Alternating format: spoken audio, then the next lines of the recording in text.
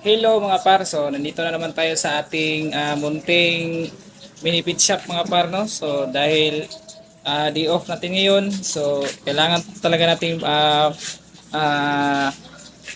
pagtusan ng pansin itong ating pag-aalaga ng mga ornamental fish. So napaka-importante talaga mga par na may oras tayo sa ating mga alagang isda, lalo na sa pag-change water mga par. So ayan. So kaunti lang yung mga tank na nilagay ko. So may reptab tayo mga par. So simple sit up lang to mga par. Dito nilagay ko yung mga ating mga maliliit na mga crayfish. So ayan, makikita natin yung maliliit na mga crayfish mga par. So dito naman yung ating breeders natin. So pinapakondisyon ko sila mga par para naman makaproduce na naman sila ng mga panibagong itlog at saka maparami natin itong ating